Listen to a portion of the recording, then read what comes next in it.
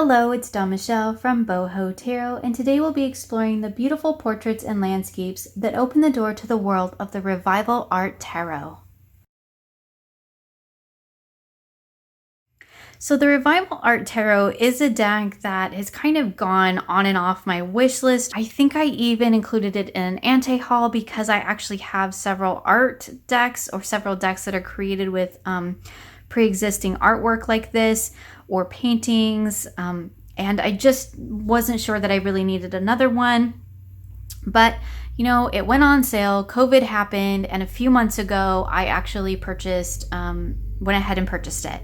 And so this has actually been sitting on my shelf since I want to say maybe May or June. It's been waiting a long time for me to get to it, for me to open it up, and for me to explore it with you here today. I feel like this is really the perfect kind of time of year for that. I don't have a tendency to use my sort of art decks other times of the year. I tend to use it more in the fall and winter. And so I think more than anything, that was kind of what I was waiting for. You know, when it came in May or June, whenever it actually came in, it just really wasn't the right season for me to work with it. So I've had it on my shelf. It's been waiting, and here today we're going to finally look through it. I have seen all these cards online and many walkthroughs and reviews, and I know that they're beautiful, but I'm excited to actually see them for myself in person and to share them with you. So of course, here we have the beautiful back of the cards, which is actually reversible because it is, you know, this little girl and her reflection, which I think is really lovely. A beautiful piece of art. I generally don't like to have like full scenes depicted on the back of my cards, but I think this one is quite lovely. And let's go ahead and do a little walkthrough. So here we have our Fool. As you can see here, we do have the titles down at the bottom, and it's on this kind of opaque box with a little bit of the design work and a really in a pretty thin font. We do have a really kind of delicate decorative border around the outside, and I like the little thin borders that do give it that feel of creating a border or a frame for the artwork, but it's not intrusive, which I really like. Each of the numbers, it looks like here, is like in a little picture frame, which is interesting. So we have our Fool, and we're just going to do a fairly quick little flip through of this deck because I know there are tons of flip throughs and reviews of it on it, but I just really am experiencing it for the first time, and so I'm excited to share it with you. Of course, it's, you know, gorgeous artwork, beautiful High Priestess. She's very striking, a really different kind of interpretation for the High Priestess, and that's one of the things that I really like about using art decks, and I think why I do tend to gravitate towards them is because they really do look at the tarot through a different lens, and I think it's really interesting. I mean, here we definitely have that mothering idea coming through in the Empress. This is more of an earthly mother, and so I think that's really interesting. One of the things that I've really kind of struggled with throughout in my collection with trying to cultivate some great art decks like this is finding decks where the artwork is actually clear. Aren't they adorable? That's just the sweetest little lovers I think I've ever seen. Anyway, what I was saying is sometimes it's really hard because this is, you know, old paintings, and they have to be scanned in, and they need to be touched up, and they need to be cleaned, and they don't always, you can't just scan them or just, you know, grab an image offline and throw it on a tarot deck. Beautiful strength card. Apparently I'm going to ramble as we go through these cards too. Oh, love this Hermit. This is so real world Hermit energy. Like, we go into the cave and we're, you know, diving deep into our studies. I think that's really wonderful. This feels very grounded, very earthy, very much into the tarot in the real world type of energy, versus sometimes we get that really esoteric energy, which is totally fine, but I do like having that balance. Oh, love this wheel. Love it. The little spinning wheel. Gorgeous. I love the books, the keys, everything. Anyway, what I was saying is that it can be really hard to find decent printings of artwork. And I've really struggled with finding decks that have pre-existing artwork like this, which is just absolutely gorgeous, and having it be, you know, clear and not pixelated and not stretched and all of that. And I think TaroccoStudio has done a really beautiful job in putting this one together. Gorgeous devil card. Very powerful tower card. Definitely feels, you know, like down into the earth, right? Down into the real world. Gorgeous star. There is a bit of a soft kind of overlay to these cards, which I think does kind of, in certain light, love this moon card, she's gorgeous. It does in certain light give it an almost kind of blurry effect.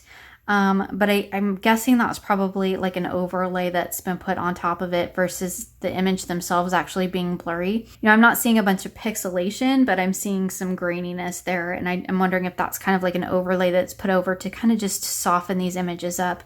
This sun card is kind of makes me laugh. I don't know. He's kind of funny. Beautiful judgment card.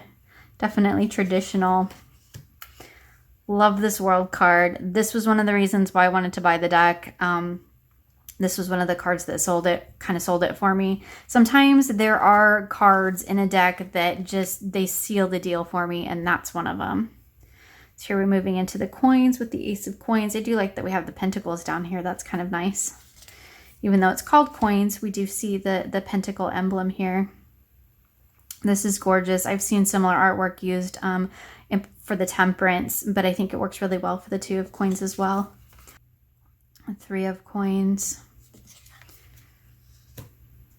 Four of Coins. I love that he doesn't necessarily look miserly, right? I mean, maybe he's just counting his money. He's just taking stock of his resources. That's a great thing to do when the Four of Coins comes up. Five of Coins. Beautiful Six. I love this Seven of Coins too. She looks very thoughtful. She's waiting. She's patiently waiting, but she's deep in thought as she's patiently waiting. I think that's really lovely. This Eight of Coins is really like, I don't know, it's not really one of my favorites, but I definitely like that idea of like the craftsman coming through that Eight of Coins. Beautiful Nine of Coins. Definitely get that sense of abundance and affluence. Now this is an interesting depiction for the Ten of Coins because here we have this this gentleman here who looks like he's, you know, buying things from this lady, but sometimes that's like buying things that the you know, repossessed things. And I'm thinking back to like, you know, the Victorian age and things like that. Like sometimes those are like you're buying people's possessions because they can't afford them anymore because they've been repossessed. And I don't know why that kind of just came to mind when I saw that card, but it's interesting. The Page of Coins. I love when the pages are kids. That really ties in well to the way that I see the tarot. Love this Knight, you know, definitely we have the figure on the horse and we're in movement, which is great. So here we have our Queen of Coins or our Queen of Pentacles. I mean, she's really beautiful. I wish there was I wish the figure was a little bit more into the nature, maybe depicted like in a landscape or something, but it's still gorgeous. Here's our King of Coins. Moving into our cups, I love the seashells. That's wonderful. Tying into that watery emotional energy. Two of Cups, very lovely. I don't know if you can see here, if you can pick up, but there is some blurriness and some graininess going on. You could kind of pick it up in the details in their faces. But again, like I said, that could just be an overlay. And these are really old works of art. Like that's not really a criticism, just kind of things that are coming to mind as I'm looking through it. You are going to get that when you're trying to take some of these works of art that are so old, and they, you know, there's only so much retouch you can probably do, I would imagine. Beautiful Three of Cups. Definitely love that energy there. Lovely Four of Cups. Quite beautiful Five. I love when there's older people depicted in decks. I just think that's lovely. Oh, look at our Six of Cups here. Isn't that cute? We have the dog. This is a very sweet deck. I don't know that I was really expecting that from it. I feel like it's a very emotional driven deck, like very in touch with human emotion, seen through the different suits, which I think is really interesting. But there is almost a sweetness to a lot of these images, which I wasn't really expecting. But I'm kind of surprised. I'm kind of pleasantly surprised by. Look at this Nine of Cups. Like, he's out there, he's having his drinks, he's having a good time. It's fun. And Ten of Cups. Again, see, we have kind of that sweet scene depicted. Page of Cups, again with a young child for our page. I think that's really lovely. And our knight is on a horse. I love that as well. Here's our Queen of Cups. I don't see a whole lot of difference between the Queen of Coins and the Queen of Cups. Again, I would have liked to have seen her more in like a watery surrounding, pulling in that Cups energy. Otherwise, it just looks like a beautiful portrait. I mean, it is a beautiful portrait, but I'm not really getting Queen of Cups energy within the card. Kind of the same thing with our kings here. Like, I feel like they should be a little bit more in their element, but you know, that's just me being really, really nitpicky. It's a gorgeous deck. I'm just, again, popping out things that come to mind. So we're into the sword suit now. Gorgeous. Love this Two of Swords. They're both whispering into her ear. Lovely. Really beautiful Three of Swords here. I mean, she definitely looks sad, right? There's a sadness to her, but it's not so, you know, it's not the heart with the three swords in it that's just so locked into one way of being. I think this is really beautiful. Definitely open to interpretation. Lovely Four of Swords. I love all this darkness up here with the light down below. Beautiful. We have, of course, the dog sitting there waiting. The Five of Swords. Gorgeous. Definitely get that idea of, you know, some disruption. You can see some cracking going on here. Really interesting. So our Six of Swords. Again, we're tying into that traditional energy with the boat. Lovely. This is a very interesting Seven of Swords. I kind of dig it. It's different. I kind of like it. Our Eight of Swords. This is really quite interesting because she doesn't look like she's bound. Some of these cards are really dark and it's a little bit hard for me to see. You know, I'm getting old. I'm getting older. I don't know what to tell you.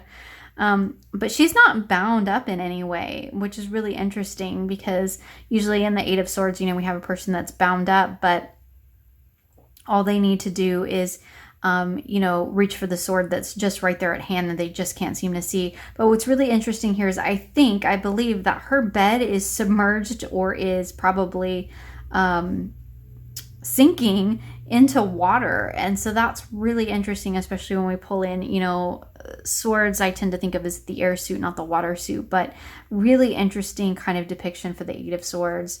I mean, she's stuck, but maybe she's not stuck. Maybe the door is just right on the other side and she just needs to get off the bed and go ahead and get her dress wet and go open the door. You know, who knows? Interesting Nine of Swords because, you know, we don't have the heaviness of the swords hanging over the head, but we definitely still get that sense of the heaviness based on her posture and, you know, the way that she's kind of almost defeated in this moment. And I think that's really interesting. Ten of Swords. Definitely got that, you know, the death thing going on, but at least it's not 10 swords stuck in the back. So there is that. Can't pick up these cards. The Page of Swords. And our knight on a horse. I would have liked to have seen the pages be little girls just because that balances things out for me. Because we have the pages are all boys, the knights are all boys, and the kings are all boys. So I would have liked to have seen that, but again, just nitpicky. So here's our Queen of Swords. Again, another really beautiful portrait. And maybe there is tie-in. I didn't even look because I jumped right into this. Maybe there is tie back into, you know, significant figures that I'm not catching just here on this quick flip through, which probably isn't very quick. But maybe there is some significance there that I'm just missing out on because I haven't actually dove into the little book yet. So here we have our wands. I've seen this image before too. I quite like that for the Two of Wands. Beautiful. And of course this image, right? We've seen this image many, many times throughout many, many decks.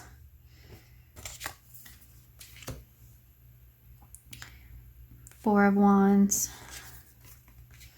And our 5. That's kind of a funny little 5 of Wands. Like, so definitely get the idea of some conflict going on there, but like it's just little boys being annoying little girls. That's what they do, right? It's kind of funny. The 6 of Wands. Definitely that tie into that traditional kind of, you know, the victory trip home. The 7 of Wands. This is interesting, right? He's slayed the lion to rescue the lamb. It's really interesting for the 7 of Wands. Beautiful 8 of Wands. I mean, we definitely get that idea, that sense of movement and forward motion, which is lovely. Our 9 of Wands. I think it's this sort of crackling overlay that's on top of these images that's maybe adding that sort of, I'm going to have to look closer and in better light, but that's kind of adding that sort of hue or that haze over the top of all the cards. Here's our 10 of Wands.